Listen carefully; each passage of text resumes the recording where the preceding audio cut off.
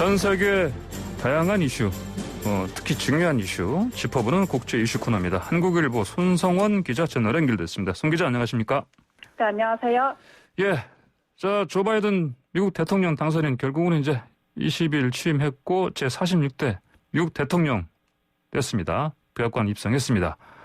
자, 이런 가운데 이제 우리나라에서 지켜볼 사실은 이슈는 당연히 북핵 문제 아니겠습니까? 예, 바이든 행정부가 뭐 또 새로운 전략이라는 걸 채택한다 이렇게 밝혔죠? 어떤 내용입니까? 네, 현지 시간 22일이죠. 미국 백악관 브리핑에서 젠사키 대변인이 북한의 핵탄도 미사일이 세계 평화와 안전에 심각한 위협이다 이렇게 평가하면서 새로운 전략을 언급을 했습니다. 예.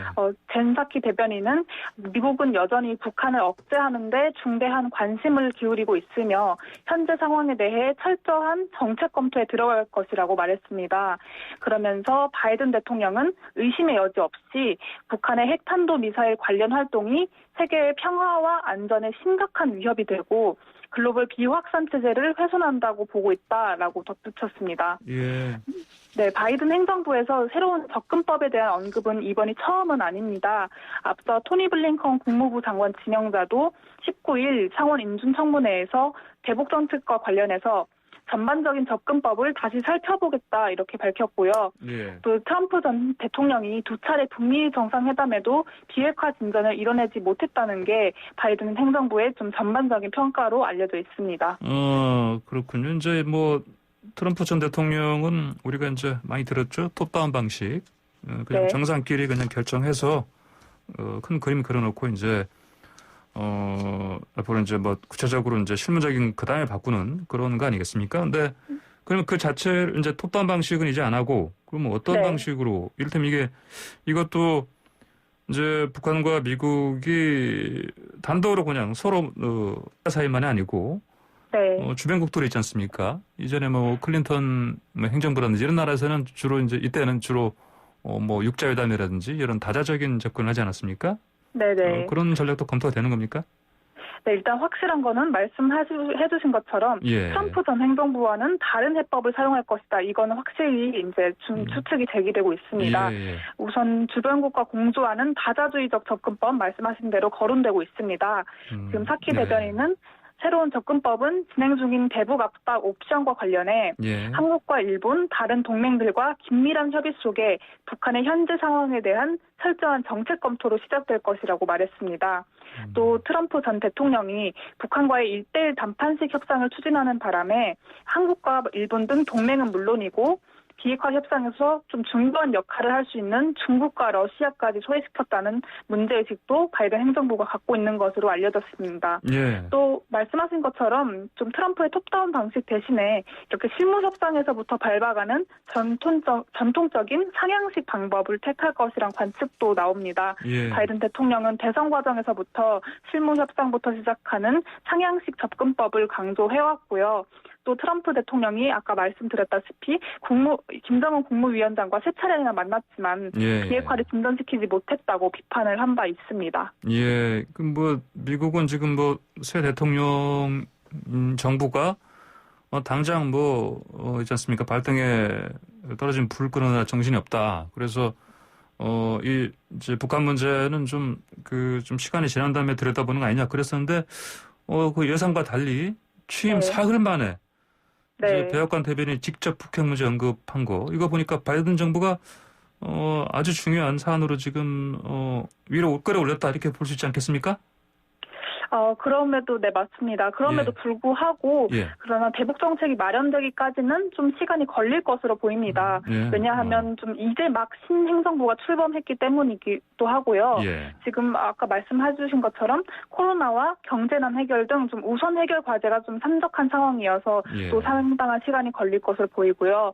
또 북한 관련 외국교 안보 라인 인선이 좀 정비되는 시간을 고려하면 아무래도 상반기까지는 전략 수립 기간이 좀 이어질 것이다 이런 전망도 나옵니다. 예. 또 이런 상황에서 미국 예. 워싱턴 포스트가 사설을 하나 냈는데요. 예. 바이든 행정부가 임기 초반 북한의 도발 가능성에 대비해야 된다 이렇게 주장을 했는데 예. 사설에서 아마도 앞으로 몇 주간 김정은 위원장은 현란한 미사일 발사나 다른 무력 시위를 할 것이다 이러면서 만약 무력 시위를 피할 방법이 있다면 바이든 팀은 빨리 생각해낼 필요가 있다라고 촉구를 했습니다. 예. 또 그러면서 사설은 김정은 정권은 핵탄두나 장거리 미사일 시험 발사로 미국의 새 대통령을 맞이한 역사가 있었다라고 짚으면서 북한은 대륙간 탄도 미사일을 포함한 핵탄두 그리고 미사일 무기고를 꾸준히 증가시켜왔고 예. 그게 곧 바뀔 것 같지는 않다 이렇게 분석을 했습니다. 자, 그러면 이번엔 방금 얘기하신 코로나 미국이 제일 좀 심각한데 사망자 네. 41만 명이 넘었죠. 그쪽은. 그리고 네. 확진자도 2,500만 명 넘어갔다고 들었는데 그래서 지금 해결책은 백신밖에 없다. 그래서 우리나라만이 아니고 전 세계적으로 지금 그 백신 확보 전쟁처럼 펼쳐지고 있는데 네. 지금 어떻습니까? 그럼 사망자가 지금 세계적으로 몇 명이죠, 지금? 지금 누적 환자는 1억 명을 넘어섰고요. 예. 사망자는 200만 명을 넘어섰습니다. 그래서 세계 인구가 80억 가까이 되는 점을 고려하면 예. 아무래도 80명이 한 명꼴로 감염된 셈이죠. 예. 그 백신 지금 근데 차질이 빚어지고 있다 이런 얘기가 들립니다. 네, 맞습니다. 제약업체 아스트라제네카가 코로나 백신의 초기 공급 물량이 예상보다 줄어들 것이라고 밝혔다고 외신들이 보도했습니다. 아스트라제네카는 구체적인 수치를 제시는 하진 않았습니다. 하지만 익명을 요구한 유럽연합 관계자는 1분기 공급량이 예상보다 60% 정도 줄어든 3,100만 회분 정도일 것이라고 전했습니다. 예. 애초 3월까지 아스트라제네카가 유럽 27개국에 공급하기로 한 8천만 회분의 약 40%의 수준에 불과한 것이죠. 지금 화이자와 바이오엔테크가 공동 개발한 백신도 좀 초기 공급 물량이 예상보다 줄어들 것으로 보입니다. 예. 23일 화이자 측은 생산 문제로 당초 합의한 만큼의 접종분을 유럽연합에 전달하지 못한다라고 밝혔고요. 당초 EU 집행위원회는 화이자에 총 6억 회분의 백신을 주문한 바 있습니다. 그렇군요. 지금 각 유럽 나라들 당황스럽겠습니다. 어떻게 반응하고 있습니까? 네, 일단 각국은 혼란에 빠졌습니다. 예. EU의 원래 목표는 올 여름까지 회원국 시민의 70%가 백신 접종을 완료하는 것이었거든요. 그래서 주세페 콘테 이탈리아 총리는 심각한 계약 위반이라면서 가능한 모든 법적 수단을 동원할 것이라고 경고를 했습니다. 그러면서 우리의 백신 접종 계획은 EU 집행위원회와 제약업체 간 계약서를 토대로 작성했다. 배송 지연은 심각한 계약 위반을 의미한다면서 예. 이탈리아에 막대한 피해를 준다고 비난을 했고요. 루돌프 안쇼버 오스트리아 보건장관도 백신 공급 차질에 대해서 받아들일 수 없다라고 비판을 했습니다. 예. 폴란드도 백신 공급 지연에 대해서 조치를 취하겠다는 입장입니다. 그러면 이게 아무래도 백신이 제대로 공급되지 않겠다 이런 우려가 나오니까 네. 유럽 각국에서 보니까 원래 백신 접종은 기본이 2번 하는 건데 네. 그 2번 하는 사이에 이를테면 2, 3주, 3, 4주 이런 식으로 설정하지 않았습니까? 근데 네, 맞습니다. 이거를 바꾼다고 들었어요? 그렇죠? 네. 지금 영국 의료계가 최근 코로나 백신의 1, 2회차 접종 간격을 최대 12주까지 늘린 당국의 방침에 반발하고 나섰습니다.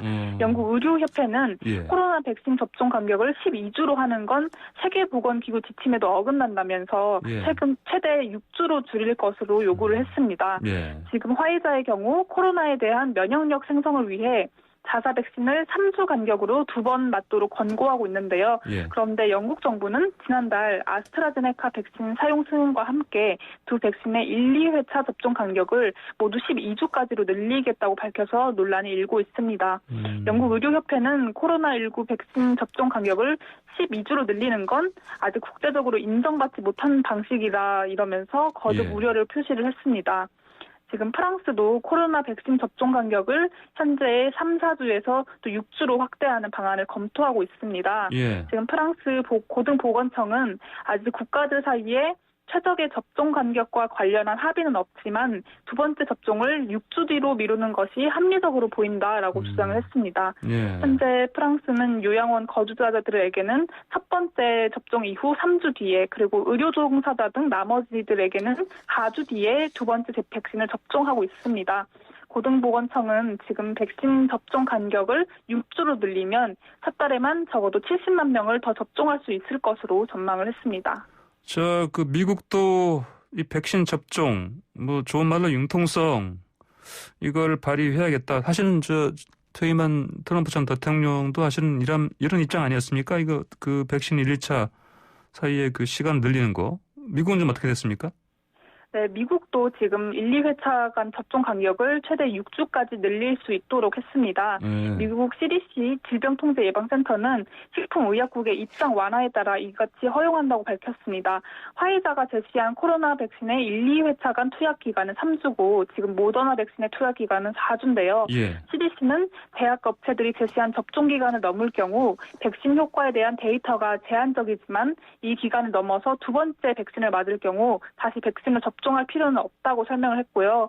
이 같은 지침은 요양원 입소나 출소와 같은 환경 변화로 특정한 접종 일자를 맞출지 못할 경우에 대비해서 유연성을 두려는 거지 접종자를 늘리기 위해서는 아니다 이렇게 설명을 했습니다. 또 2회차 접종 때에는 1회차와 다른 제조사에서 만든 백신을 맞아도 된다는 지침도 역시 내려졌는데요.